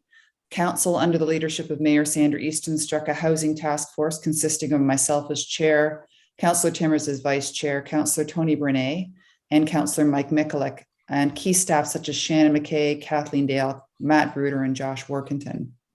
The task force invited in representatives from various organizations throughout the Niagara region that have specific knowledge to housing related matters, and also those that provide services related to housing and services related to needs that go beyond housing, but that are relevant and related to housing needs. The task force welcomed representatives from Niagara West Affordable Housing, Raft, Jillian's Place, Community Care of West Niagara, Laurie Beach from Bethlehem Housing and Support Services. Sarah J. Phillips is a principal of Phillips Housing Consultant Services. Adrian Jigley, Commissioner of Community Services, Niagara Region. Jeffrey Sinclair, Homelessness Action Plan Advisor, Niagara Region. And Donna Wojan, sorry, I'm not sure how to pronounce her last name, so I'm not going to try. I forget. Chief Executive Officer of Niagara Regional Housing. And we also toured some of the housing facilities that are provided by Indwell Housing out of Hamilton. The goal of the task force was to gain a high-level understanding of housing-related needs, of course, in Lincoln, but also in Niagara as a whole, and certainly in West Niagara. And also to review existing services, to identify who in the region is providing those services, and to try to identify any gaps in those services. And the task force always had a sunset clause in mind, and that was to appoint key members of the community to work in an advisory capacity over the long term to help council keep housing-related needs well within our focus. As council knows, the recruitment appointment process was completed in the summer of 2021, was organized very successfully by our clerk's department, and the task force began meeting in the fall. One thing to note is that during our second meeting, most recently, the decision was made to add several more meetings to try to move some work forward before the end of this term of council. I want to outline for you the motion that was passed, not this past meeting, but the meeting before. And you would have read about that within the minutes that are in the agenda tonight. The committee is advising that steps be taken toward working alongside other partners in the community to help identify a site that would be ideal for the establishment of housing that would help toward Lincoln achieving the housing targets that council established in December of 2020. Staff is currently putting together a report, and Director Dale alluded to that earlier on. And I believe that report is going to identify suitable service sites for consideration, and will also outline options and I believe recommendations regarding what a partnership would look like and who key stakeholders can and should be. So we're expecting that report at the end of February, I understand. So I want to thank Mayor Easton, Council, and the members of the Housing Task Force for the support I have received as chair of the Housing Task Force and chair to date of the Housing and Homelessness Community Partnership Advisory Committee. Thanks staff very much for their ongoing support and enthusiasm generally in this matter, because when it comes to housing, there's a lot to learn, and even more involved in making sure that the rubber hits the road and all the work done so far transitions into action items. And now, as determined in the term of reference for the Housing and Homelessness Community Partnership Advisory Committee, the chair role now transitions over to Councillor Mikulik as chair and Councillor Brunet as vice chair, from myself as chair and Councillor Timmers as vice chair. Thank you, Councillor Mikulik, and I look forward to working with you as chair, because I've seen you demonstrate an important and unique understanding of the subject matter and genuine enthusiasm for identifying the issues and figuring out how to make a difference, including, and importantly, the goal of keeping people in their homes, because once someone has to leave their home, it's a huge step backward, and it's the start of a largely avoidable cycle of distress that is costly to individuals, families, and indeed the community as a whole. Thank you, everyone, and thank you, Mr. Chair. Thank you, Councillor Rinjama. Well said, and thank you for your leadership, along with Vice Chair Timmers for guiding us and doing all the heavy lifting with the task force for the last 2 years. And you're right. I'm sure that Councillor Mikulak will carry the torch and take us to the promised land to find some solutions here for affordable housing sooner than later with the help of staff and the staff people that we have. So thank you very much for that. Are there any questions from council? So Deputy Clerk, we had that item lifted. There being no further discussion, we have a motion. Could you read that for me? Thank you, Chair, and through you. The motion will be that Council Regima receive and file for information the item Housing and Homelessness Community Partnership Advisory Committee minutes of November 9th, 2021. And with that, I'll call the vote to receive and file those minutes. Council Regima? Yes, thank you. Councillor Russell? Councillor Bernay? Yes. Councillor Pachariba? Yes. Councillor and Deputy Mayor McPherson? Yes. Councillor Mikulak? Yes. Councillor Reimer? Oh, sorry. Councillor Timmers? Yes.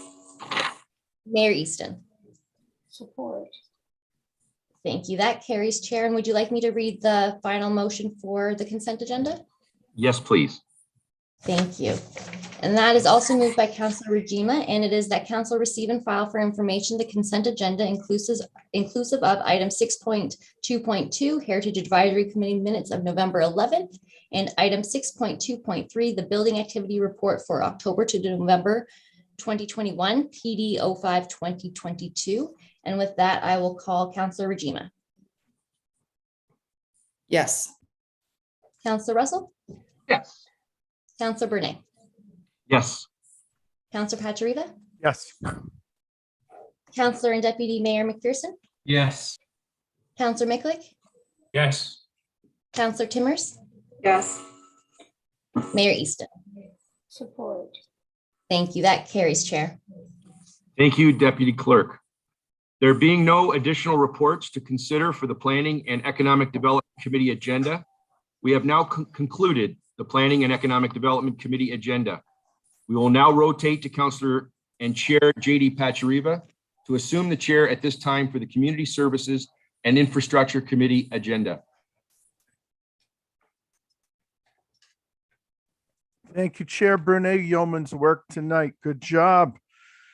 There are no registered delegations this evening for Community Services and Infrastructure Committee. Consent agenda. So we're now considering item 7.2, the consent agenda, inclusive of item 7.2.1, Age-Friendly Advisory Committee minutes of November 4th, 2021. Item 7.2.2, Joint Fire Services Advisory Committee minutes of November 4th, 2021. Item 7.2.3, Museum Advisory Committee minutes of November 18th, 2021. Item 7.2.4, Active Transportation Advisory Committee minutes of November 25th, 2021. Item 7.2.5, Age-Friendly Advisory Committee minutes of January 6th, 2022. Would any member of council like to remove any item from the consent agenda to discuss? Okay, there being no further discussion, I have a motion moved by Councillor Timmers. The council receive and file for information the consent agenda inclusive of item 7.2.1, Age-Friendly Advisory Committee minutes on November 4th, 2021. Item 7.2.2, Joint Fire Services Advisory Committee minutes on November 4th, 2021. Item 7.2.3, Museum Advisory Committee minutes of November 18th, 2021. Item 7.2.4, Active Transportation Advisory Committee minutes of November 25th, 2021. And item 7.2.5, Age-Friendly Advisory Committee minutes, January 6th, 2022. I will now ask our Deputy Clerk to call it the vote. Thank you, Chair. Councillor Regima? Yes. Councillor Russell? Yes. Councillor Bernay? Yes. Councillor Pachariba? Yes. Counselor McPherson, Yes. Counselor Micklick, Yes. Counselor Timmers, Yes. Mayor Easton. Thank you. That carries, Chair. Thank you very much, Devan. You know what? And I had mulled about this, but you know what? Ms. Fernandez has sat on this call for 5.5 hours. So let's let her deliver her report. So we will now consider item 7.3.1, Partners for Climate Protection, PCP program, PW01-22. I will now ask our climate change coordinator to provide some comments. Shannon, the floor is yours.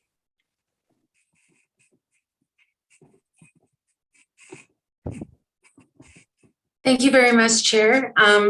So the Partners for Climate Change program is the next step that the town of Lincoln can take in our climate action program. So we have currently completed a climate adaptation plan and working on implementing that. And two of the action items in the climate adaptation plan include the development of a community low carbon resilience plan and a corporate mitigation plan to address greenhouse gas emissions at the corporate and community levels, as well as adaptation at the community level. So the PCP program is a partnership between FCM and ICLEI Canada, and we would be one of almost 500 municipalities across the country to enroll in this program and take advantage of the resources and support that the program has to offer as we move forward in trying to address all of these different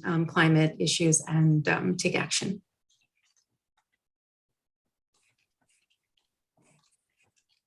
Councilor McPherson.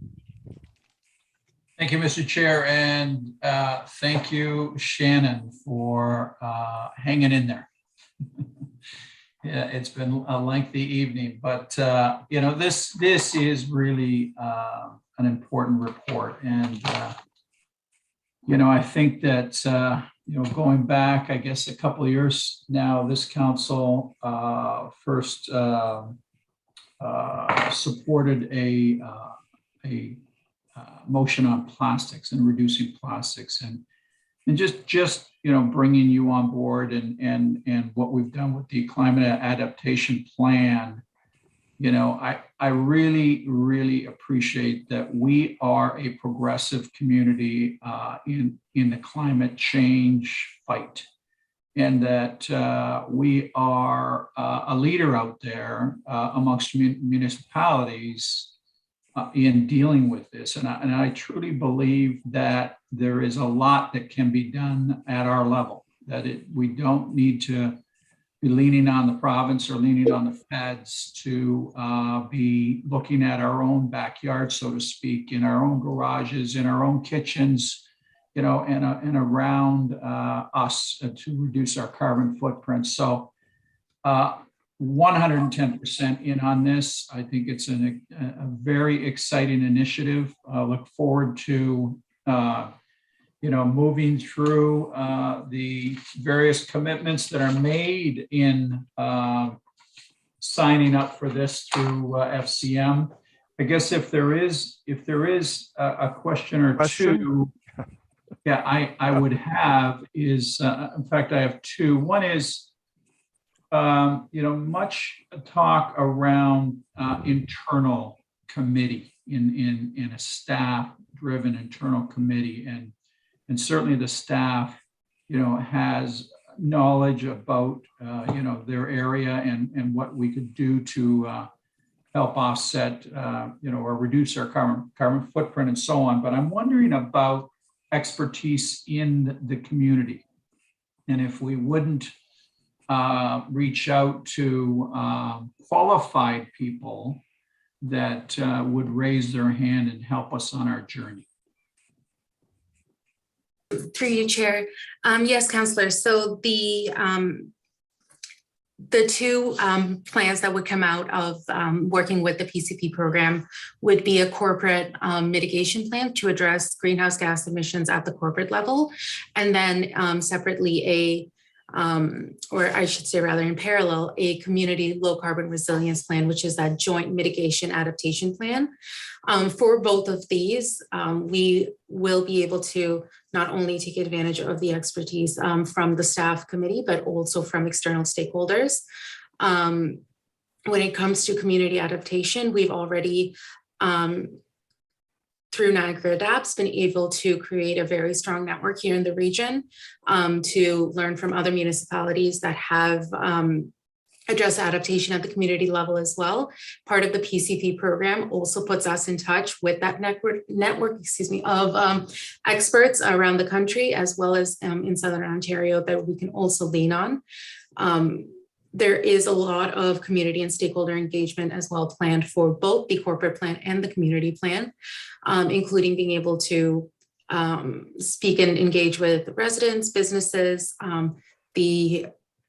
for example, the NPCA, Brock University as well. And so many of the networks and relationships with experts that we've been able to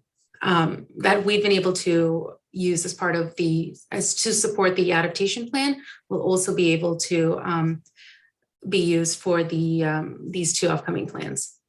Well, that's good to hear, because I imagine there's a lot of heavy lifting, and I know throughout our staff there's a lot of work on everybody's desk, and to get the attention that I think this thing is going to need. Any of the resources that are external to our operation that can help, I think it'd be in our best interest to pursue that. So that leads me into my next question, Mr. Chair. My final question is, in the report, it talks about moving through the milestone framework within 10 years of joining. I'm interested in your comments on that. Is that a realistic time frame? Is that based on what we have been doing thus far and what you know about Town of Lincoln? Could we have a shorter timeline to that, or is that what we're looking at to move through these 5 milestones? Through you, Chair, that's a great question, Councillor. And the 10-year timeline is a timeline that the PCP program would like all of their member municipalities to complete their plans within. That being said, because we are doing a corporate and a community plan, those two plans will likely be at different on different timelines at different paces, and we can definitely move through many of the milestones, for example, in the corporate plan, where we have a lot more capacity to act, and well within the 10 years, if not much sooner than that. The PCP program also, as I mentioned before, has a wealth of resources, and they are there to support all of these municipalities. I know that there are member municipalities that have been with PCP and completed all 5 milestones in a few years. Some have taken more than 10 years. So the 10 years is a guideline. And I think that we can definitely move forward, or we can definitely expect to complete many, if not all of the milestones within that. Fantastic. And thank you, Shannon, for the report, and good luck, and whatever support you need, you got it. So thank you, Mr. Chair. Thank you, Councillor McPherson. Mayor Easton. Thanks very much, Mr. Chairman. Thank you so much. This is a great report, Shannon. I think the image on page 248 with the overlap of mitigation and adaptation is one that's very important. I'm moving exactly in the same stratosphere as Councillor McPherson. And so I'm asking about the 50% of the emissions rate, the milestone 2. So I'm looking at another report related to the Paris Accord, and their goal was 50% of emissions reduction by 2030. There's that number again. Is it the Paris Accord that this document is based on?